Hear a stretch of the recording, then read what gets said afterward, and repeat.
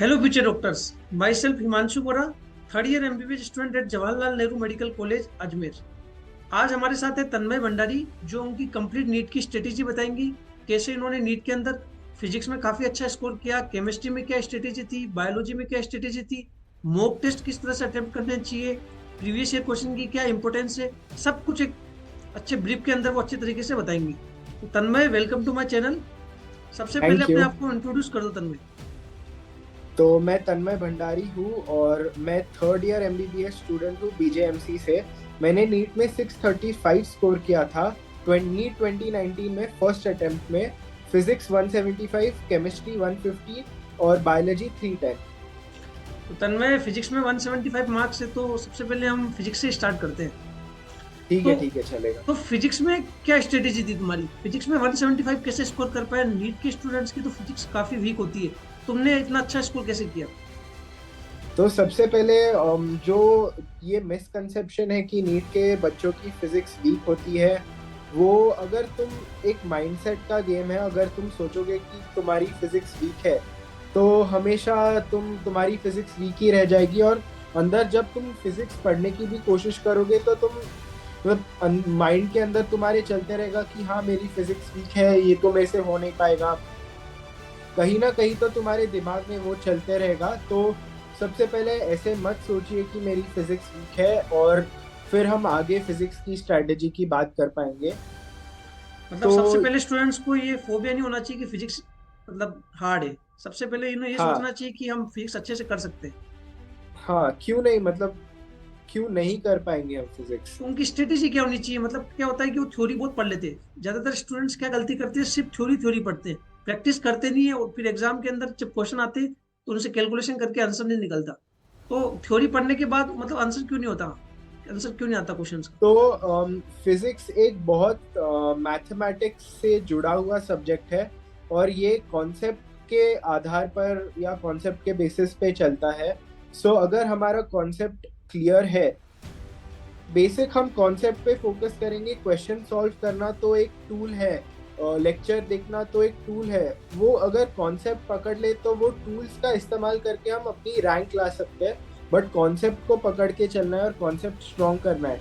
तो concept strong करने के लिए आप लेक्चर देख सकते हो, आप क्वेश्चन सॉल्व कर सकते हो, कोई भी क्वेश्चन सॉल्व कर सकते हो, प्रीवियस ईयर क्वेश्चन कर सकते हो। चाहे तो वो HCV जैसे बुक्स मैंने इस्तेमाल किए थे तो वो कर सकते हैं। लेकिन अभी नीट 23 वालों स्टूडेंट्स को तो एससीबी नहीं करनी चाहिए आई थिंक, क्योंकि एग्जाम बहुत करीब है। नहीं नहीं, नीट अगर पास मतलब अगर तुम्हारे पास प्रिपरेशन में कम समय है तो मैं तुम्हें बताऊंगा कि सबसे पहले अपनी फिजिक्स कंट्रोल कर लो। क्योंकि लोग अपने नीट का जब भी स्ट्रैटेजी बनाते हैं तभी नीट को मतलब फिजिक्स को 120 130 लाना है ऐसे पकड़ के हाँ। चलते हैं।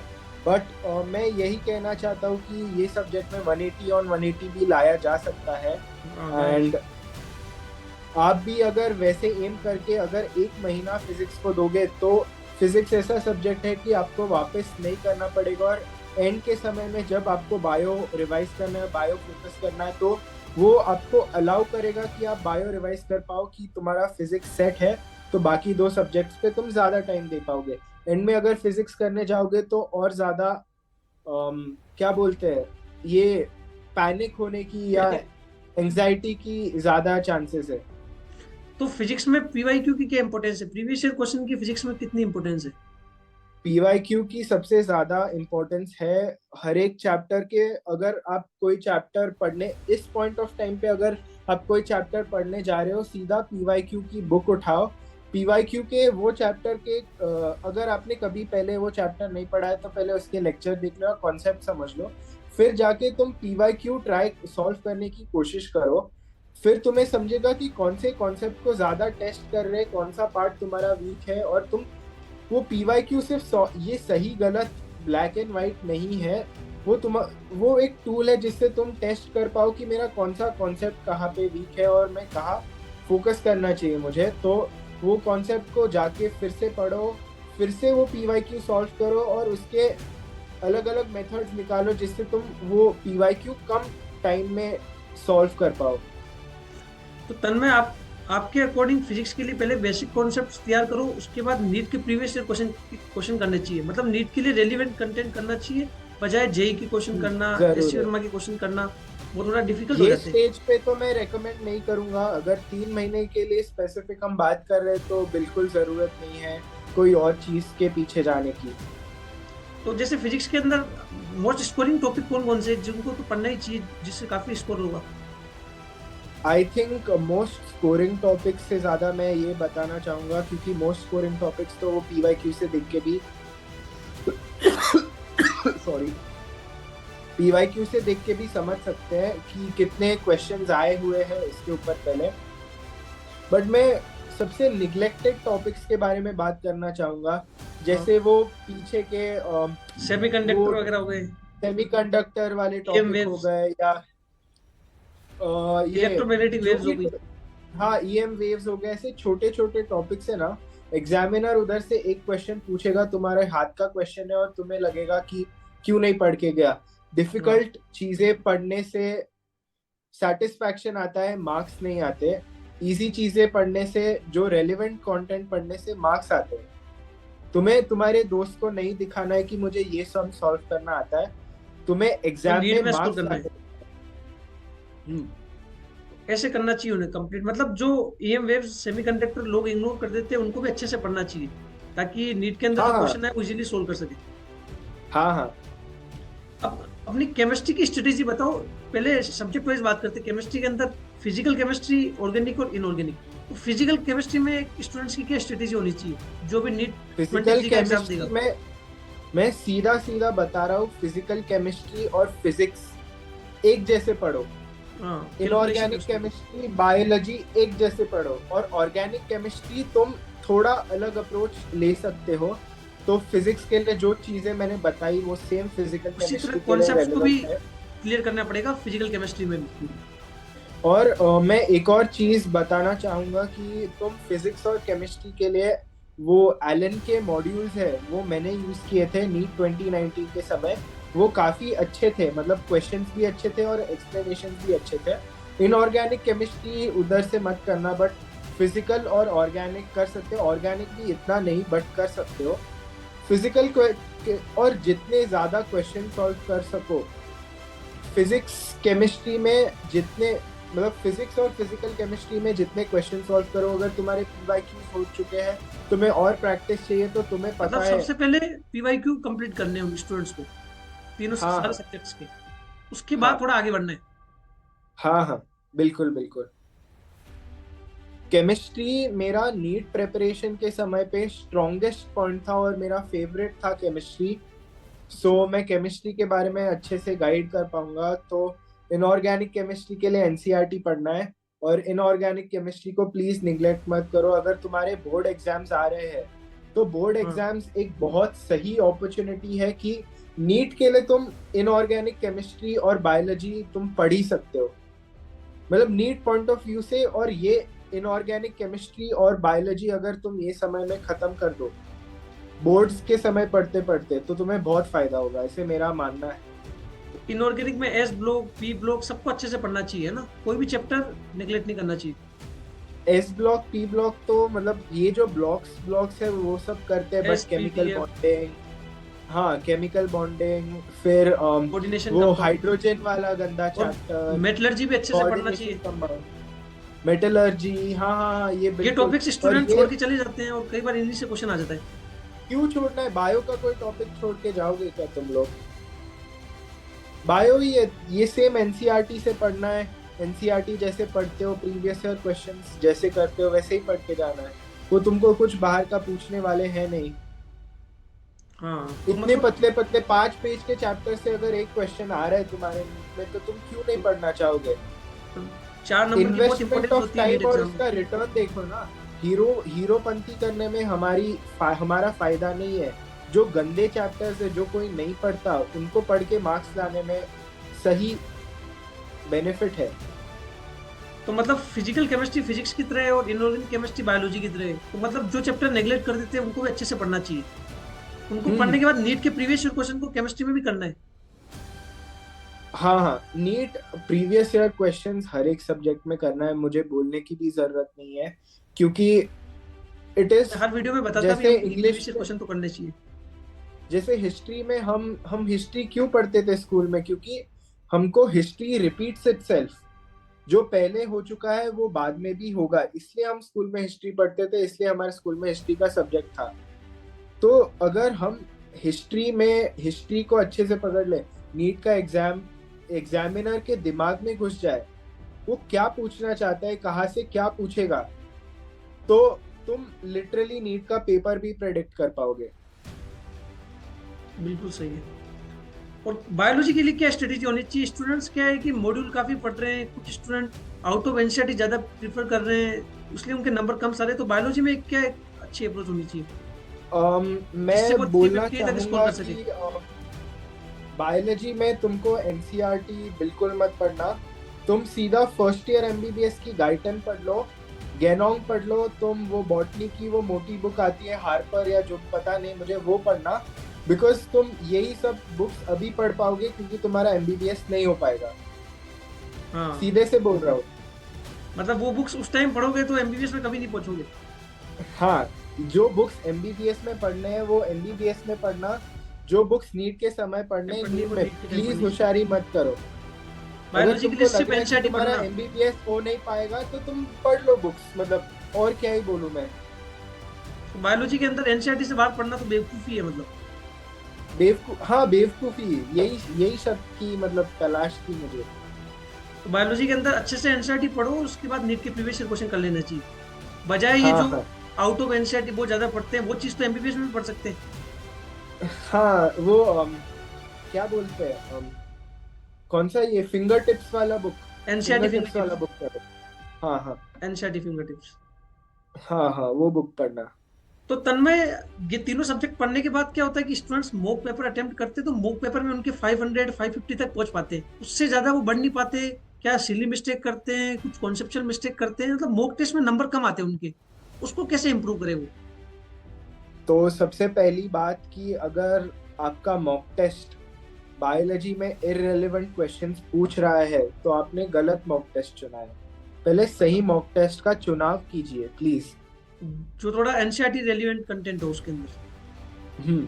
फिजिक्स केमिस्ट्री तो ठीक है, अगर फिजिक्स आपसे बन नहीं रही और आपके दोस्तों से बन नहीं रही, तो अगर आप बोल रहे हो कि फिजिक्स आउट ऑफ सिलेबस है, इररिलेवेंट है, तो आप बहाना बना रहे फिजिक्स हो, तो आप एक्सक्यूज दे रहे हो। तो मॉक टेस्ट में सिंपल है कि हर मॉक टेस्ट को जब अटेम्प्ट करोगे तब यही सोच के जाना कि मैं नीट में कैसे जाऊंगा, नीट में मैं मॉक टेस्ट नीट का पेपर 2 से 5 के बीच में होता है ना। हाँ, 2 से 5 20 हो गए, अब तो 20 मिनट बढ़ गए, और दो क्वेश्चन 20 भी मिनट दो। बढ़ गए, हाँ हाँ, 2 से 5 20 के बीच में।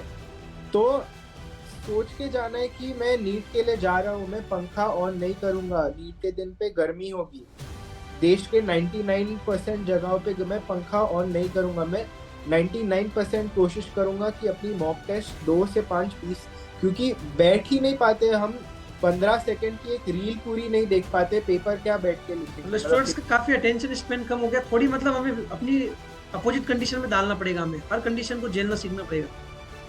हाँ, ये वीडियो भी तुम पूरा नहीं देख पाओगे तो तुम क्या नीट का पेपर लिख पाओगे, सीधी सी हाँ, बात है। तो एग्जाम का एनवायरनमेंट, जब तुम नीट के दिन जाओगे तो तुमको लगना नहीं चाहिए कुछ नया है, तुम्हारा एक, अगर तुम 100 मॉक टेस्ट देके गए हो तो ये मेरा 101st मॉक टेस्ट है, मॉक वो टेस्ट है तुम्हारा यार। नीट का पेपर, वैसे तुम चले जाओगे।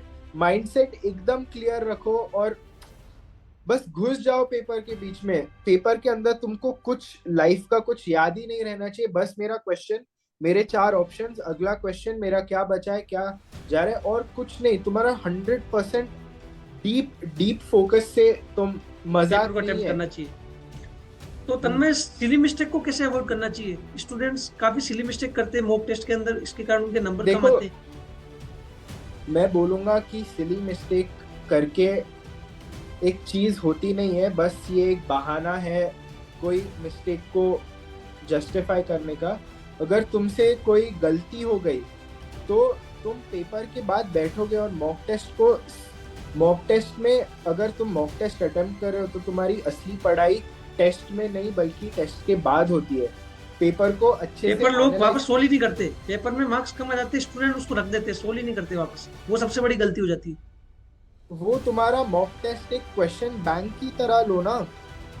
मॉक टेस्ट जब तक टेस्ट दे रहे हो तब तक ठीक है, वो तुम्हारी स्ट्रैटेजी इम्प्लीमेंट कर रहे हो, तुम एक्सपेरिमेंट कर रहे हो कि मैं अगर आज पहले फिजिक्स अटेम्प्ट किया तो मेरा कैसा स्कोर आ रहा है, मैं पेपर कंप्लीट कर पा रहा हूँ। आज मैंने केमिस्ट्री अटेम्प्ट किया पहले तो मेरा कैसा स्कोर आ रहा है, ये तुम एक्सपेरिमेंट कर रहे हो। बट तुम्हारा पेपर होने के बाद असली पढ़ाई शुरू होती है।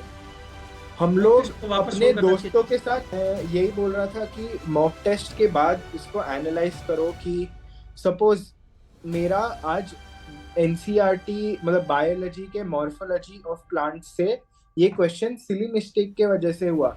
बट ये सिली मिस्टेक हुआ क्यों, ये ये तुमसे ज्यादा कोई अच्छे से नहीं जान पाएगा, क्योंकि ये कि अगर मॉक तुम टेस्ट सिली में मिस्टेक था करके छोड़ दोगे तो तुम्हारा नीट में भी वही सिली मिस्टेक होने का चांस बहुत ज्यादा है।